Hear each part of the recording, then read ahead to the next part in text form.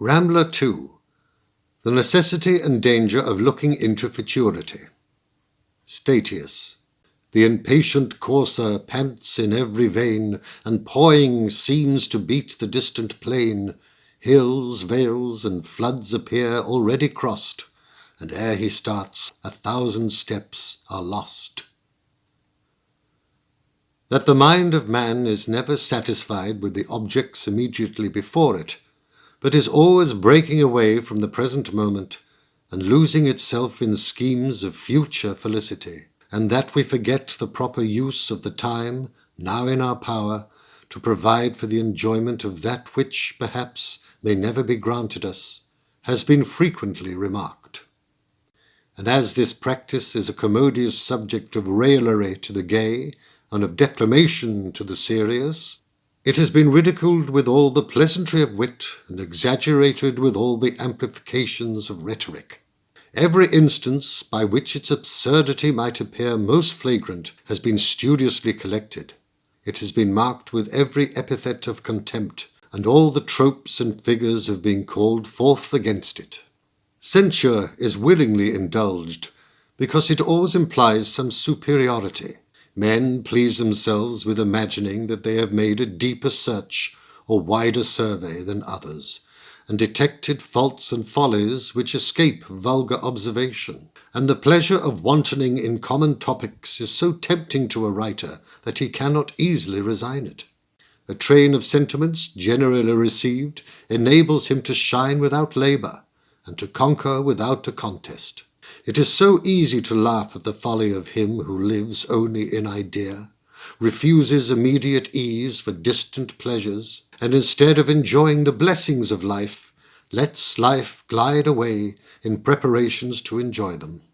It affords such opportunities of triumphant exultation to exemplify the uncertainty of the human state, to rouse mortals from their dream, and inform them of the silent celerity of time, that we may believe authors willing rather to transmit than examine so advantageous a principle, and more inclined to pursue a track so smooth and so flowery than attentively to consider whether it leads to truth.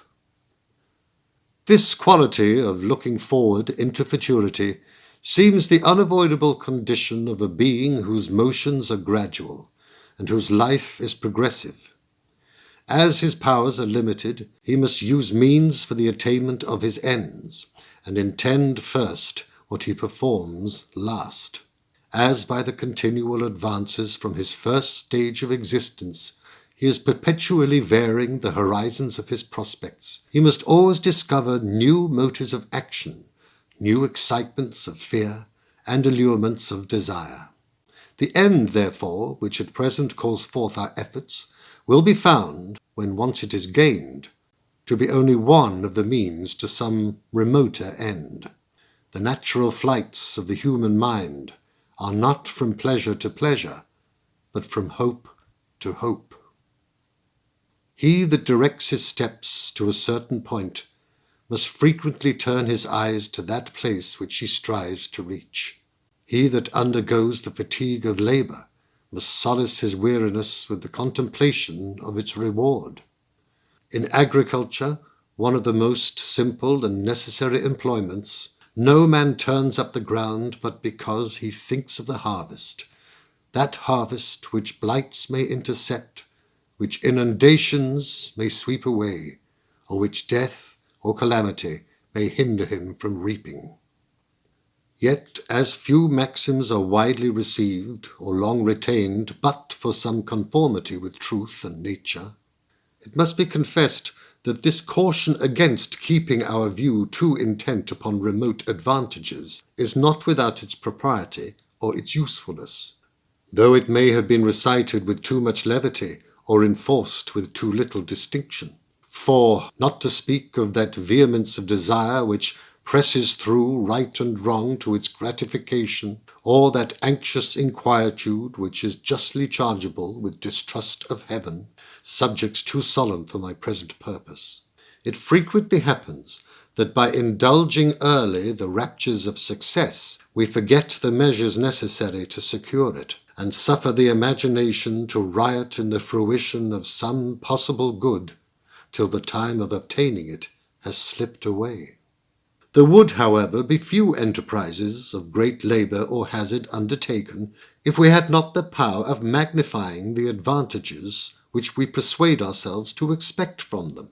When the Knight of La Mancha gravely recounts to his companion the adventures by which he is to signalize himself in such a manner that he shall be summoned to the support of empires, solicited to accept the heiress of the crown which he has preserved, have honours and riches to scatter about him, and an island to bestow on his worthy squire, very few readers, amidst their mirth or pity, can deny that they have admitted visions of the same kind, though they have not perhaps expected events equally strange, or by means equally inadequate.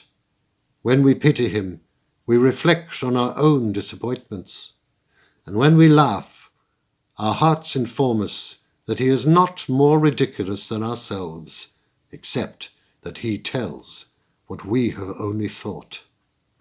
The understanding of a man naturally sanguine may indeed be easily vitiated by luxurious indulgence of hope, however necessary to the production of everything great or excellent, as some plants are destroyed by too open exposure to that sun which gives life and beauty to the vegetable world.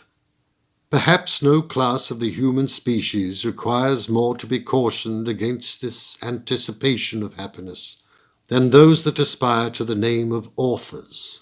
A man of lively fancy no sooner finds a hint moving in his mind than he makes momentous excursions to the press and to the world, and with a little encouragement from flattery, pushes forward into future ages, and prognosticates the honours to be paid him when envy is extinct and faction forgotten, and those whom partiality now suffers to obscure him shall have given way to the triflers of as short duration as themselves.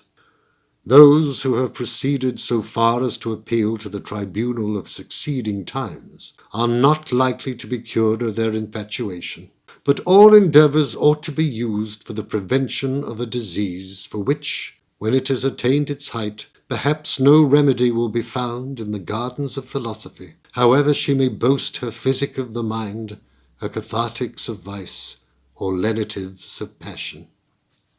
I shall, therefore, while I am yet but lightly touched with the symptoms of the writer's malady, endeavour to fortify myself against the infection, not without some weak hope that my preservatives may extend their virtues to others whose employment exposes them to the same danger. Horace, is fame your passion, wisdom's powerful charm, if thrice read over, shall force disarm. It is the sage advice of Epictetus that a man should accustom himself often to think of what is most shocking and terrible, that by such reflections he may be preserved from too ardent wishes for seeming good, and from too much dejection in real evil. There is nothing more dreadful to an author than neglect, compared with which reproach, hatred, and opposition are names of happiness. Yet this worst, this meanest fate, everyone who dares to write has reason to fear. Horace, go now and meditate thy tuneful lays. It may not be unfit for him who makes a new entrance into the lettered world, so far to suspect his own powers as to believe that he possibly may deserve neglect, that nature may not have qualified him much to enlarge or embellish knowledge, nor sent him forth entitled by indisputable superiority to regulate the conduct of the rest of mankind. That, though the world must be granted to be yet in ignorance, he is not destined to dispel the cloud, nor to shine out as one of the luminaries of life. For this suspicion, every catalogue of a library will furnish sufficient reason, as he will find it crowded with names of men who, though now forgotten, were once no less enterprising or confident than himself, equally pleased with their own productions, equally caressed by their patrons, and flattered by their friends.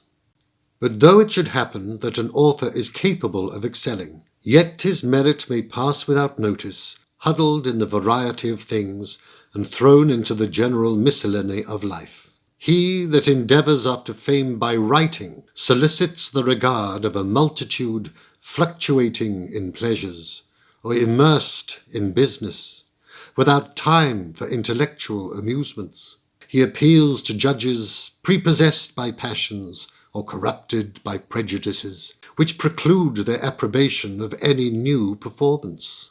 Some are too indolent to read anything till its reputation is established, others too envious to promote that fame which gives them pain by its increase. What is new is opposed, because most are unwilling to be taught, and what is known is rejected, because it is not sufficiently considered that men more frequently require to be reminded than informed. The learned are afraid to declare their opinion early, lest they should put their reputation in hazard. The ignorant always imagine themselves giving some proof of delicacy when they refuse to be pleased. And he that finds his way to reputation through all these obstructions must acknowledge that he is indebted to other causes besides his industry, his learning, or his wit.